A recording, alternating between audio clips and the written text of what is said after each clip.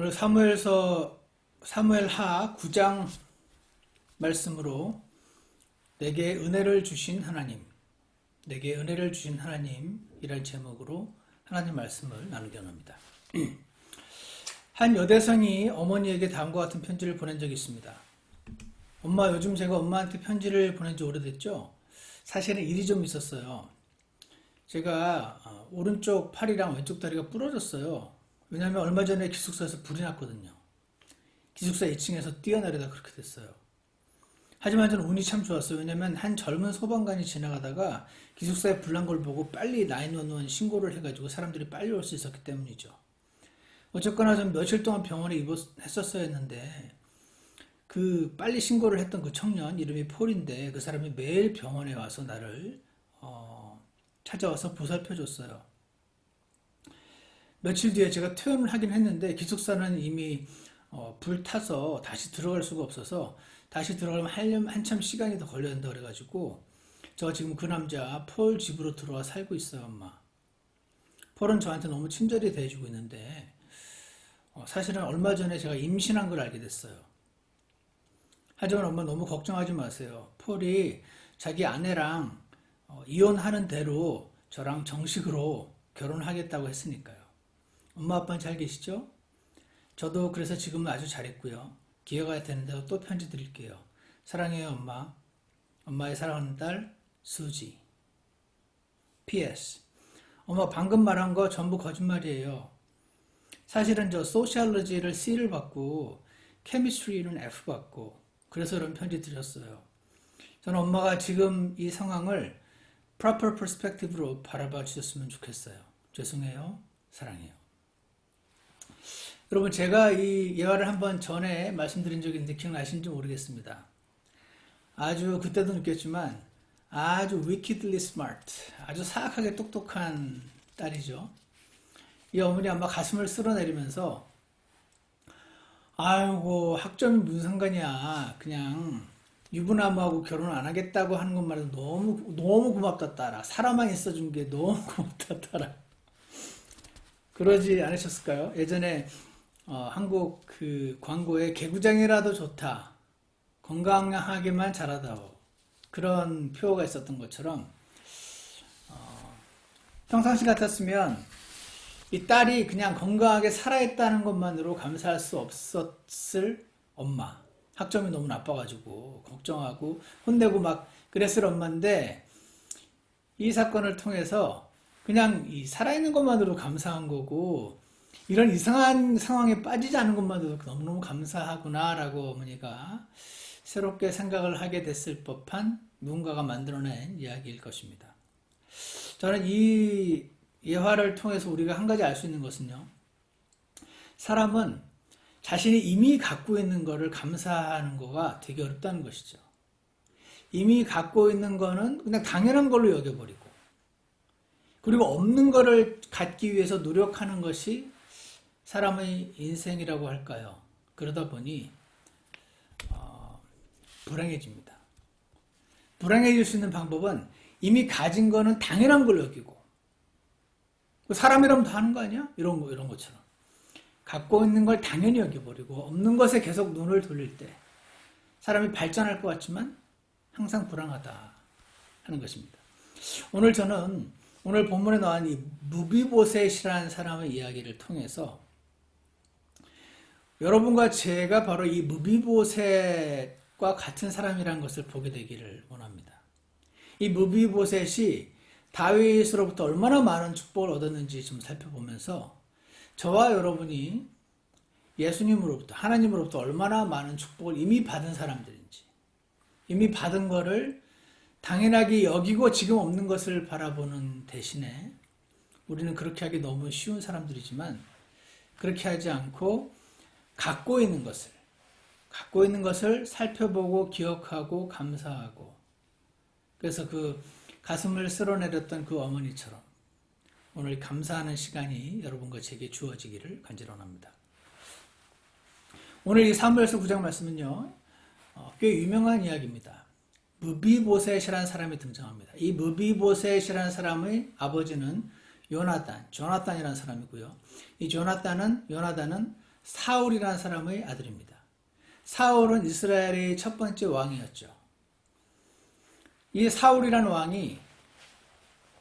왕이었을 당시에 여러분과 제가 잘 아는 다윗이 용맹한 장수였는데, 이 사울은 원래 이 다윗을 매우 사랑했었죠. 그런데 이 다윗이 어느 날 골리앗을 무찌르고 돌아오는 길에 사람들이 막 나서서 사울이 죽인 자는 천천히요 다윗이 죽인 자는 만만이라 하면서 여인들이 막 뛰놀고 하는 장면에서 확 돌아버렸습니다. 시기와 분노와 내가 받을 영광을 가로채네 이 서자가, 이렇게 된 거죠.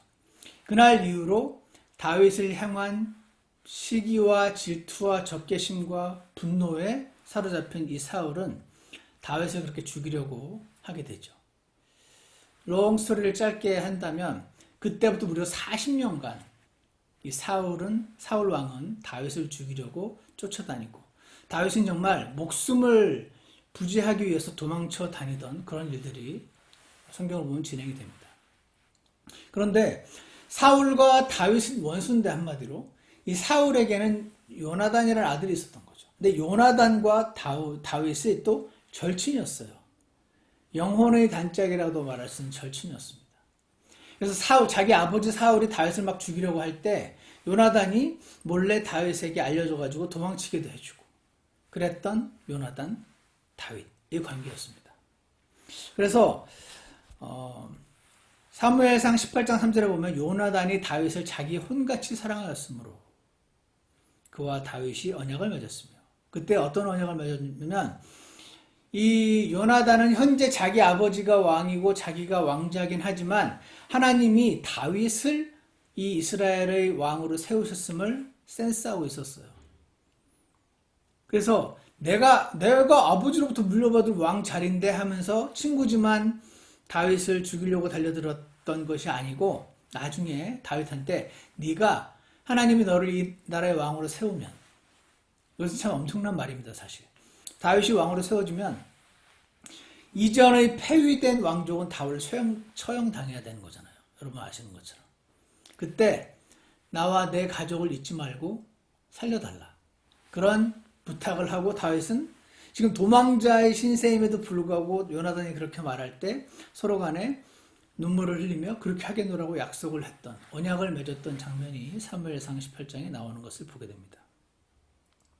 자, 그래서요, 사무엘서 오늘 하에 9장 1절을 보시면 다윗이 이르되 사울의 집에서 아직 남아있는 자가 있느냐?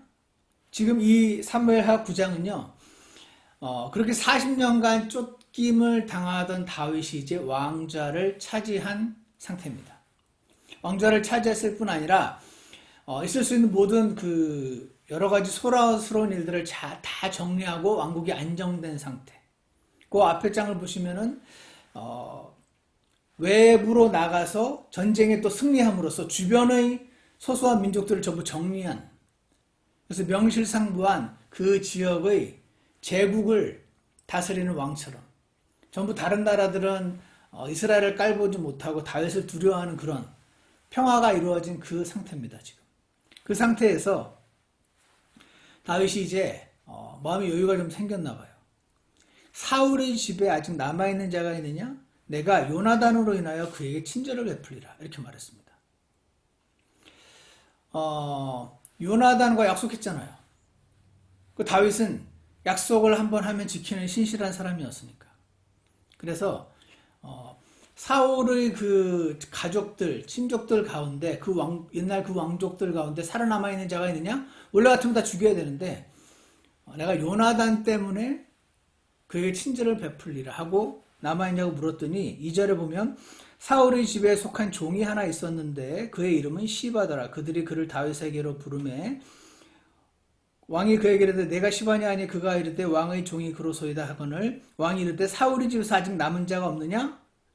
내가 그에게 하나님의 친절을 베풀리라. 그랬더니 요나단에게 아직 아들 하나가 있는데 그는, 이 사람 이름이 무비보셋이었죠. 그는 2발을 전하이다. 이렇게 말하는 것을 보게 됩니다. 자, 지금 다윗의 이런 마음을 무비보셋이라는 사람은 알 리가 없죠. 지금 궁에서 지금 대화를 하고 있는 거니까.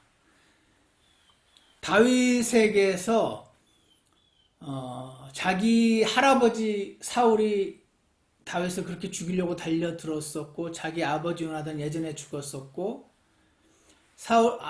다윗과 요나단의 관계를 그리 잘 몰랐을 가능성이 높은 이 무비보셋의 입장에서는 지금 폐위된 왕족의 한 명인 자신이 언제든 지금 다윗이 정신을 차리고 걔 누가 없느냐 하고 이제 남은 왕족들을 다 찾아라, 다 잡아 죽여라 이렇게 하면 그냥 죽은 목숨인 상태였던 거예요. 그러니까 당연히 다윗으로부터 어떤 친절도 기대할 수 없는 상황이었죠. 그래서 숨어 있었어요. 다윗에게 발견되면 죽을 거라고 생각하면서. 그런데 이 무비보셋은 이런 폐위된 왕족, 원래 처형될 그 왕족이었을 뿐 아니라 다리 저는 자였다라는 말이 나옵니다. 두 발을 전하이다. 5살 때에 유모가 이 무비보셋을 데리고 도망가다가 아기를 떨어뜨렸는데 그때 다리가 부러진 거죠. 아마 제대로 치료를 못했겠죠. 그래서 그냥 굳어져가지고 두 다리를 저는 사람이 되었던 장면이 성경에 나오는데, 요나단에게 아직 아들 하나가 있는데 그의 이름이 무비보셋이니이다 이러지 않고 아들 하나가 있는데 그는 두 발을 전하이다 이렇게 얘기를 하고 있습니다. 한 신학자가 His physical handicap defined him 이런 표현을 하더라고요. 당시 사회는요 지금하고 많이 다르죠. 그래서 어떤 사람이 다리를 절고 팔을 못 쓰고 맹인이거나 어떤 신체적인 결함이 있는 경우 그를 흉측한 자, deformed and defective, 뭔가 고장나고 결함이 있는 사람으로 보았습니다. 그래서 그런 사람들은 social stigma, 스티그마라는 단어가 mark of disgrace더라고요. 수치스러운 사람. 뭔가 하나님으로부터 벌을 받았으니까 저렇지 하는 인식이 있는 거죠. 이런 스티그마를 가진 존재였기 때문에 이런 신체적인 결함을 가진 사람들은 고대 이스라엘에서 제사, 제물을 드리는 거기에 참여할 수도 없는 그런 위치를 갖고 있었습니다. 당시 이스라엘은 성전에서 늘 제사 드리는 일이 일상인데 거기에 다른 멀쩡한 사람들은 다 참여할 수 있어도 이런 사람은 참여할 수 없었단 말은 한마디로 outcast, 왕따, 사회적으로 어딘가에 끼지 못하는 사람, 수치스러운 사람, 굉장한 수치를 안고 살아가야 되는 그런 사람이었습니다. 반면에 지금 이 다윗은 왕이죠. 왕이면서도 또 전성기의 왕입니다. 사자처럼 강한 왕이었죠. 이 위대한 왕이 지금 자신의 평생 라이벌이라고 부르기도 뭐한 자신을 평생 죽이려고 달려들었던 이 사울 왕의 아들의 요나단, 그의 아들인 무비보셋을 지금, 그것도 핸디캡인 사람을 자신의 궁으로 불러들이고 있는 것입니다. 여러분 같으면 어땠을까요? 저 같아도 당연히 벌벌 떨었을 것 같습니다. 다윗의 앞에 왔을 때 당연히 이 무비보셋은 땅에 납작 엎드려서 두드려워서 벌벌 떨면서 9장 8절을 보시면 그가 절하여 이르되 주의 종이 무엇이기에 왕께서 나같이 죽은 개를 돌아보시나이까 하니라. 지금 자기를 가리켜서 죽은 개, dead dog, 죽은 개라고 표현을 하고 있습니다. 지금 사자 같은 존재 앞에서 그냥 살아있는 개도 아니고 죽은 개 같다고 자신을 표현하고 있는 이것은 지금 자신의 위치가 얼마나 보잘것없는 수치스러운 무가치한 목숨만 살아도 그냥 감사한 그런 자임을 잘 알고 있음을 보여주는 단어가 이 죽은 개란 단어라고 할 수 있죠. 당연한 것이 위대한 이 왕 다윗의 철천지 원수 역할을 했던 사울의 손자니까요. 그렇게 철천지 원수 아니었어도 지금 폐위된 왕의 자손들은 원래 다 죽여도 되는 거예요. 다 보통 죽입니다. 왜냐면 왕자는 그 왕의 합법한 그 자손들만 왕자를 차지할 수 있는 거니까 여러분 아시는 것처럼. 전 그 왕의 자손이 피가 섞인 자가 하나라도 살아있으면 그거 언제든 왕의 자리를 탐할 수 있는 그런 위치를 취할 수 있게 되니까 후환을 없애기 위해서 다 죽여버리잖아요. 그런 존재였던 것입니다. 자, 사랑하는 여러분, 이 무비보셋이요, 다리도 저렇고 폐위된 왕이죠. 이 무비보셋이 꼭 저와 여러분의 모습과 비슷한 것을 성경을 보면 발견하게 됩니다. 왜냐면요, 다같이 로마서 8장 4절 한번 보십시오. 로마서 8장 4절을 보시면 이런 말씀이 나와 있는데, 로마서 8장 4절에 이런 말씀이 나와 있습니다. 로마서 8장 4절에 3절에 율법이 육신으로 말미암아, 로마서 8장 3절, 율법이 육신으로 말미암아 연약하여 능히 하지 못하는 것을 하나님께서는 하셨나니 곧 자신의 아들을 죄 많은 육신의 모양으로 보내시고 또 죄로 인하여 육신 안에 죄를 정죄하셨느니라. 이것은 육신을 따라 걷지 아니하고 성령을 따라 걷는 우리 안에서 율법의 의가 성취되게 하려 하심이라. 이렇게 말씀하셨어요. 이게 뭐냐면요, 여러분과 저는요, 뭐가 옳은지 압니다. 문제는 그 옳은 거가 뭔지는 아는데 그거를 행할 힘이 없어요. 이렇게 이 길이 똑바른 길이라는 건 아는데 그 길을 똑바로 걸어갈 수 있는 능력이 없어. 왜? 두 다리를 저니까. 그래서 하나님께서 원하시는 바는 원수를 사랑하는 건데 우리는 원수를 사랑할 능력이 없어요. 원수를 죽이지 않는 것만도 당연한 거죠.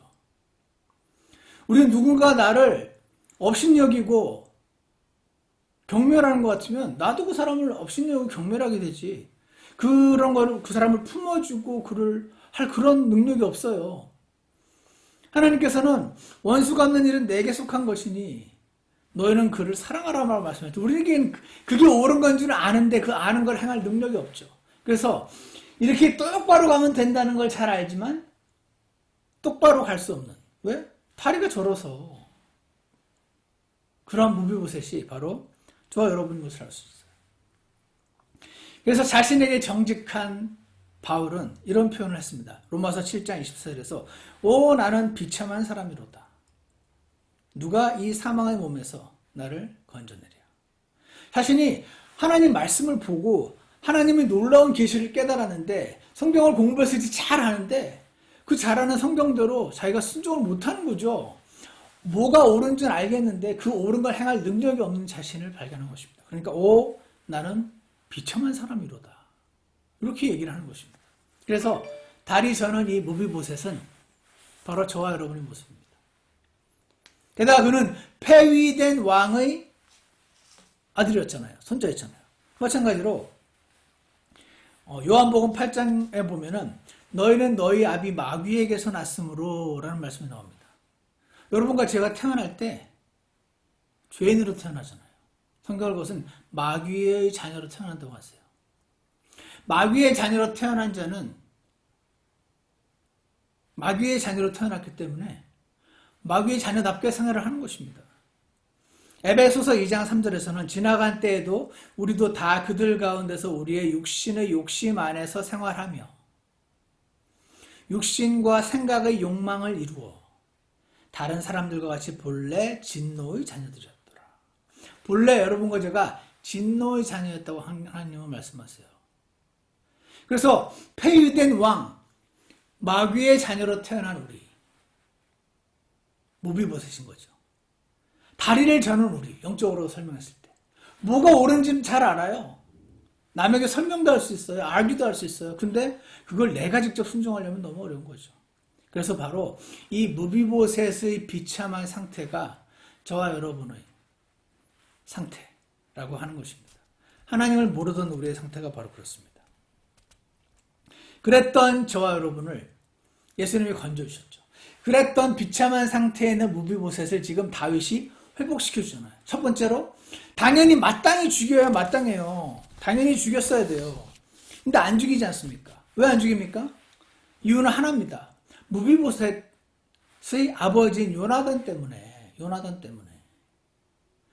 하나님께서 진노의 자녀들인 우리를 마땅히 죽이고 둘째 사망인 지옥으로 보내실 수 있는데 그렇게 하지 않으시는 이유는 예수님 때문에, 하나님의 아들 예수님 때문에 그러시죠. 심지어 우리가 죄들 가운데 죽었을 때에 우리를 그리스도와 함께 살리셨고 너희가 은혜로 구원을 받았느니라.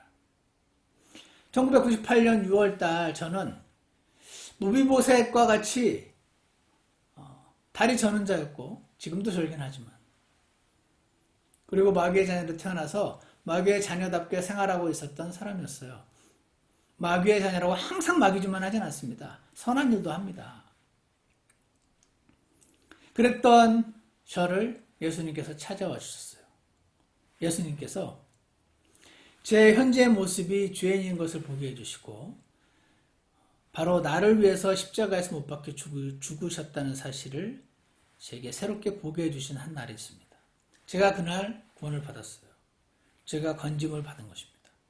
에베소서 2장 5절 아까 읽은 것처럼 심지어 우리가 죄들 가운데 죽었을 때에 죄 가운데 죄가 시키는 대로 생활하던 상태를 죽었다고 표현합니다. 우리를 그리스도와 함께 살리셨고 너희가 은혜로 구원을 받았느니라. 사랑하는 여러분, 저와 여러분이 받은 이 구원의 은혜, 여러분 날마다 기억 잘 하고 계신가요? 저는 이거 자꾸 잊어먹는 것 같아요. 구원은 기본인 것 같아요. 꼭. 여러분 안 그러신가요? 여러분 구원의 은혜가 감사해야 되는데 그게 기본이 돼버리면 우리는요, 하나님의 아들의 피값을 지불하시고 우리에게 영원한 생명을 선물로 주신 그 영원한 선물을, 영원한 생명이라는 선물을 당연한 걸로 받아들이면 이제 별로 감사할 게 별로 없어져요. 이제 없는 것만 눈에 들어오기 쉽게 되는 거죠. 오늘 이 무비보셋의 이야기를 우리 살펴보면서 그가 마땅히 죽었어야 됩니다. 다윗에게. 근데 지금 요나단 때문에 살려주고 있잖아요. 우리도 마땅히 죽어야 될 하나님의 마귀의 자녀들인데 하나님께서 예수님 때문에 우리를 살려주셨음을 오늘 기억하기 원합니다. 오늘 이 예배 마친 후 나를 구원하신 하나님을 다시 한번 기억하는 시간이 꼭 있게 되기를 원합니다. 자, 이 무비보셋을요, 사실 다윗이 살려주는 것만으로도 놀라운 거죠.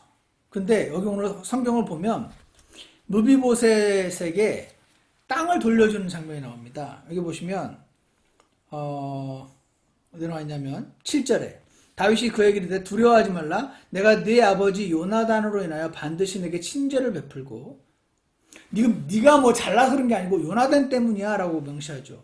내 조상 사울의 온 땅을 내게 도로 주리라, 이렇게 말을 합니다. 온 땅을 도로 준다는 겁니다. 여러분 이것도요 전혀 그럴 필요가 없는 겁니다. 이전 폐위된 왕족의 자녀들은 당연히 다 잡아 죽일 뿐 아니라 그들이 갖고 있던 모든 재산을 빼앗아라, 이렇게 보통 하거든요. 왕들이 그들이 모든 재산을 빼앗아서 내 사랑하는 이 무슨 장군에게 주어라. 그러면 이제 그때부터 그 모든 사람의 그 소유의 그 땅이 이 사람께 되는 겁니다. 당연히 폐위된 왕족의 땅을 몰수해서 누군가에게 주죠. 자기가 가져버릴 수도 있고. 지금 그런데 이 모든 소유를 무비보셋에게 돌려줘요. 살려준 것만 해도 놀라운 건데 들려주죠. 땅을. 이 땅은요, 성경에서 상속 유업, inheritance라고 표현합니다.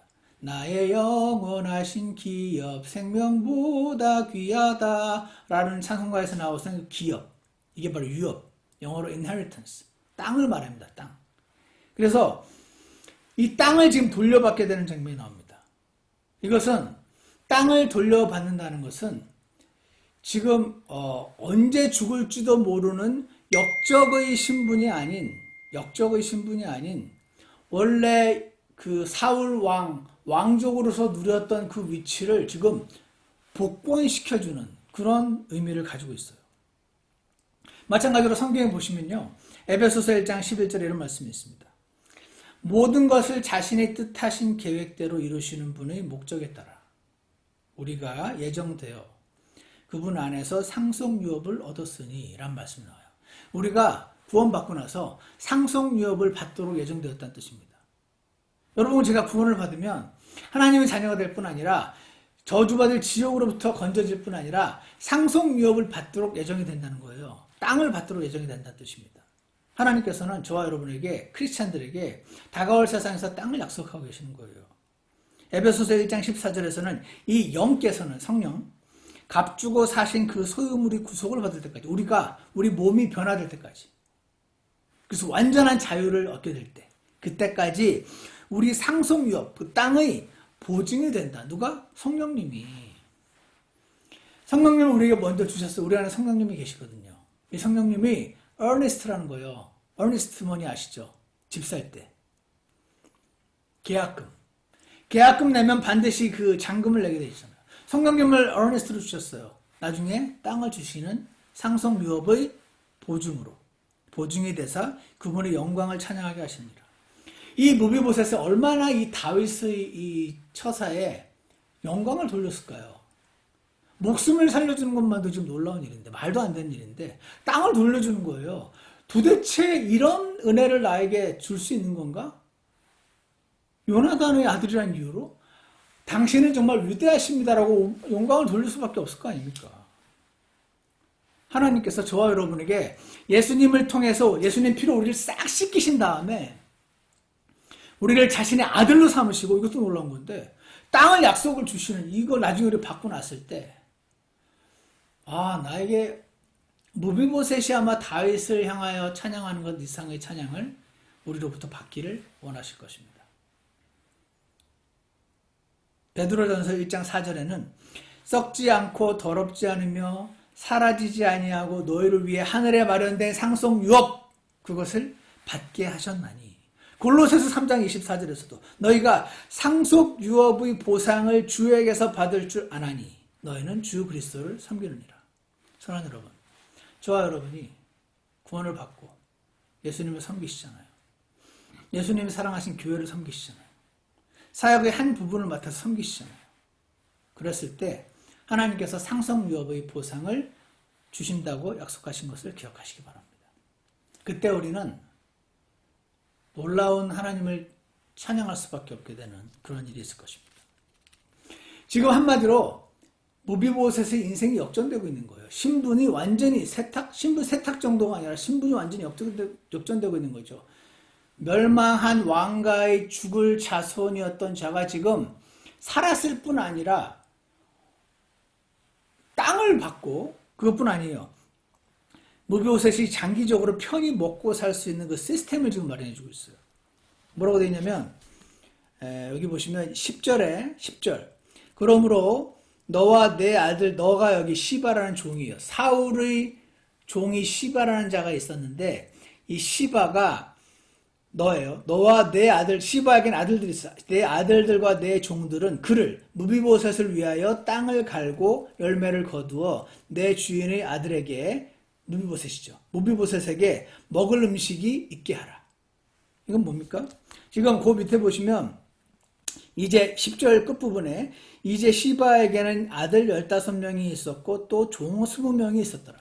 사울에게 시바라는 종이 있었는데 이 시바에게는 15명의 아들과 20명의 종이 있었는데 지금 그 다윗이 이 시바와 온 가족을 무비보셋에게 종으로 주고 있는 겁니다. 땅만 주면 뭐합니까? 땅만 주면 자기가 직접 갈아야 되잖아요. 이거 힘들잖아요. 다리도 저는데 얼마나 힘들겠습니까?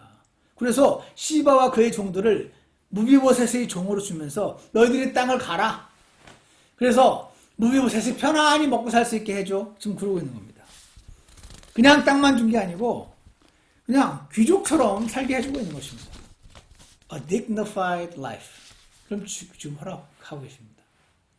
마찬가지로요. 저와 여러분이 하나님의 은혜로 구원을 받았을 뿐 아니라 상속유업 땅을 약속받았을 뿐 아니라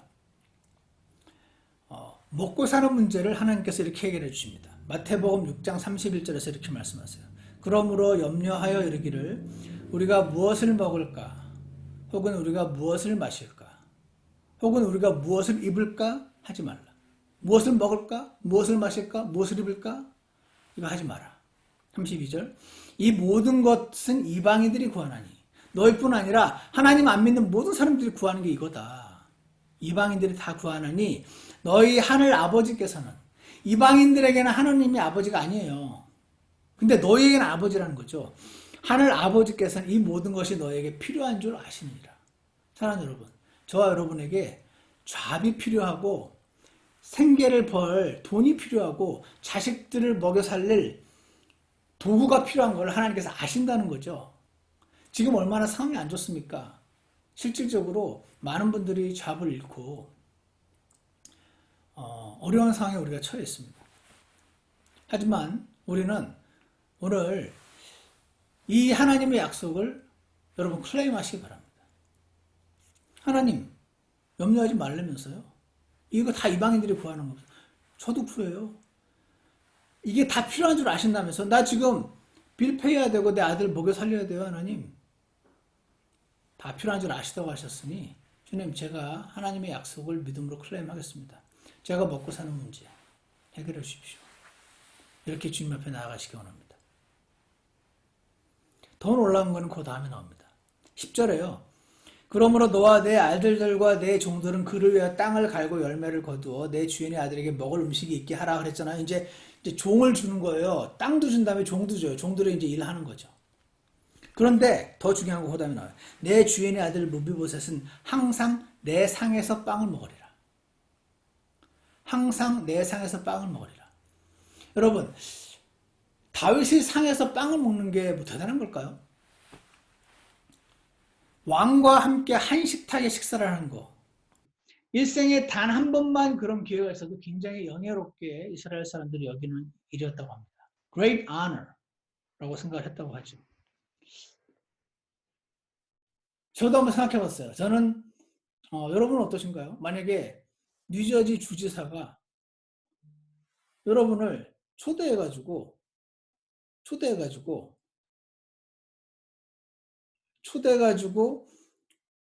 같이 식사를 했다. 그러면 아마 여러분도 굉장히 영예롭게 여기 계실걸요. 누군가가 나를 초대했다는 말은 나를 리스펙트하고 아너를 한다는 뜻이에요. 함께 대화하고 함께 친해지고 싶다는 어떤 표시이기도 하죠. 그래서 이런 hospitality, 이것이 이스라엘에서는 굉장히 중요한 덕목이었다고 하죠. 하물며 보통 사람들도 이 hospitality가 중요했는데 왕의 식탁에서 단 한 번만 먹게 해줘도 굉장한 영예였던 것이죠. 그런데 지금 무비보셋에게서는 매일, 한 번도 아니에요. 매일 왕의 식탁에서 왕과 함께 식사를 하게 하는 것은 이런 뜻이라고 해요. 무비보셋은 왕의 아들들과 같은 레벨이다. 그걸 선언하는 것입니다. 왕의 아들들은 왕과 항상 함께 먹으니까요. 그래서 9장 11절에서 그때 시바가 왕에게 이르되 내 주 왕께서 자신의 종에게 명령하신 모든 것대로 주의 종이 행하겠나이다 하니라. 무비보셋에 관하여는 왕이 이르기를 그가 왕의 아들들 중에 하나처럼 내 상에서 먹으리라 하였더라. 죽은 개 같았던 무비보셋이 목숨을 건졌을 뿐 아니라 산 개가 되었을 뿐 아니라 산 개가 아니라 왕의 식탁에서 그 부스러기를 주워 먹는 산 개가 된 거 아니라 그것만 해도 영광스러운데 그게 아니고 왕의 아들들과 같은 신분으로 함께 식사하는 위치가 됐다는 겁니다. 이것을 바로 무비보셋이 왕의 자녀의 신분을 갖게 된 것이죠. 우리도 마찬가지죠. 베드로전서 2장 9절에는 그러나 너희는 선정된 세대여 왕가의 제사장이요. 왕가의 제사장, 로이어. 우리가 왕가의 이론이 됐다고 말씀하세요. 왜냐하면 하나님께서 예수님으로 인해서 우리를 아들 삼아주셨고 자녀로 삼아주셨잖아요. 그 왕가의 아들이죠. 거룩한 민족이요 특별한 백성이니 이것은 너희를 어둠에서 불러내어 자신의 놀라운 빛으로 들어가게 하신 분께 대한 찬양을 하게 하려 합니다. 찬양을 하게 합니다. 이 무비보셋이 얼마나 찬양을 했을까요? 우리도 이 하나님께서 우리에게 주신 놀라운 영광들을 그냥 이론으로 아는 것이 아니고 실제적으로 접하게 될 때에 하나님을 엄청나게 찬양을 하게 될 줄 믿습니다. 오늘 우리는 하나님의 은혜를 얻은 사람들임을 좀 살펴봤습니다. 무비보셋처럼 목숨을 살려주셨어요. 죽은 개 같았던 우리를 산 개가 되게 하셨어요. 근데 원래는 폐위된 왕의 자녀의 신분이었죠. 근데 이제 진짜 왕의 자녀가 되게 하셨습니다. 목숨을 살려주신 것뿐 아니라 엄청난 특권을 주셨습니다. 왕의 자녀의 신분을 갖게 되었습니다. 상속을 주셨습니다. 먹고 사는 문제를 맡기라고 하십니다.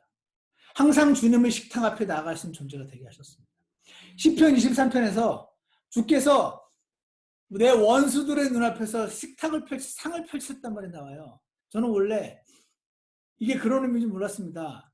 그냥 원수들이 아무리 있어도 편안하게 이렇게 식사를 해도 될 정도로 언제든지 일어서 죽일 수 있는 그런 스트롱 파워를 줬다, 이런 어떤 뜻인 줄 알았는데 그게 아니더라고요.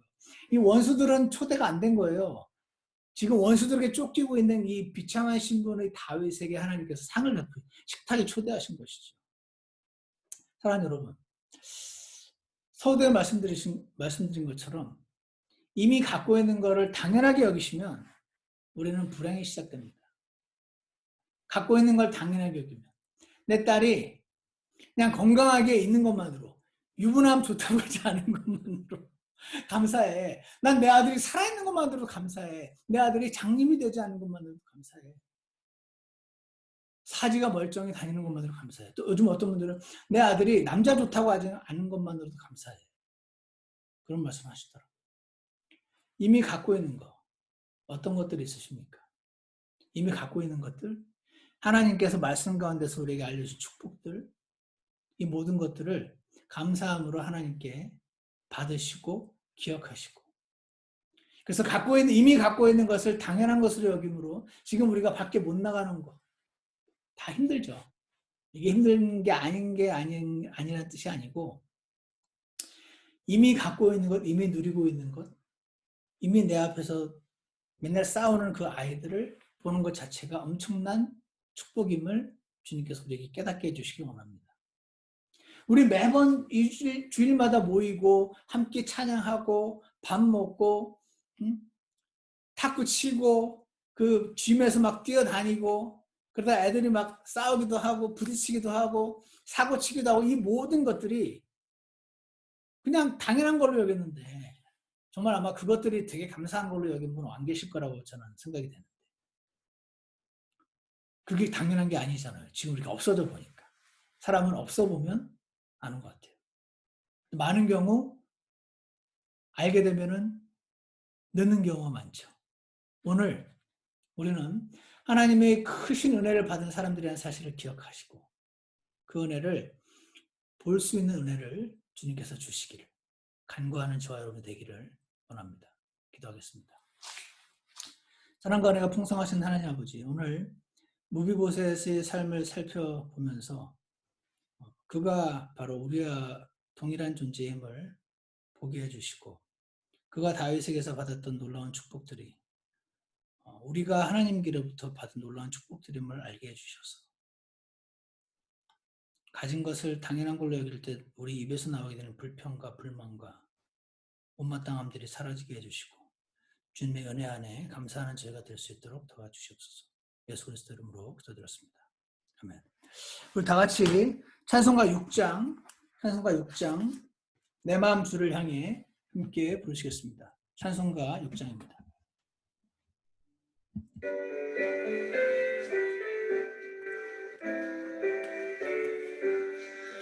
내 마음 주를 향해 찬양 넘쳐 주의 목소리와 함께 높여,